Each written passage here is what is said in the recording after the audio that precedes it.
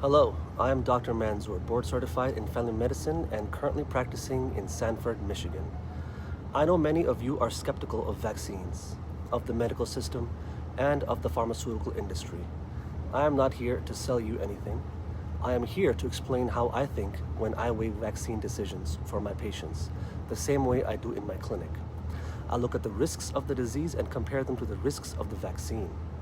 Take measles, for example. It is not just a rash that goes away.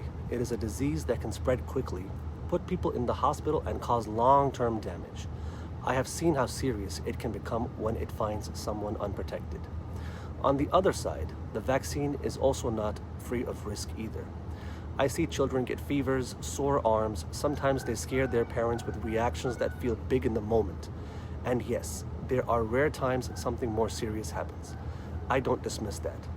But when I look at which set of risks I would rather see my patients face, the vaccine side is smaller than the disease side. Pertussis, or whooping cough, is another example. For adults, it can mean weeks of coughing, but for babies, it can mean struggling to breathe. Those are the cases that keep me up at night. That is why we give the shots early, and why we protect mothers during pregnancy. Tetanus is a different kind of threat. It doesn't spread person to person, but it lives in the environment. When it shows up in someone unprotected, it is one of the most brutal diseases to watch. That is why protection matters.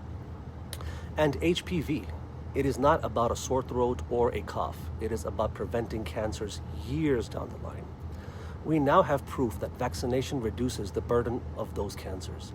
That is real protection that lasts a lifetime. I also hear the concerns about too many shots or about ingredients like aluminum. I don't brush those off.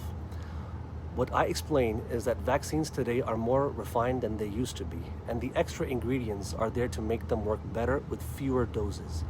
Everything in medicine has trade-offs, but the goal is always to reduce the overall burden of harm. And yes, serious reactions do exist. They are rare, but they are real. That is why we prepare for them. But again, I always come back to the same question. Which risk is greater for my patients, the disease or the vaccine? And every time I weigh it, the disease carries the heavier consequences. This is why I continue to recommend vaccines. Not because the system is flawless, not because I think medicine never makes mistakes, but because when I step back, weigh both sides, the balance always points towards protection. I respect that not everyone here will agree. Some of you may still walk away unconvinced, but my promise is to always be honest about both benefits and risks, and to never dismiss the concerns you bring to me. My role is not to force your choice. My role is to give you the clearest comparison I can, so that you can make a decision that is truly informed. Thank you for listening.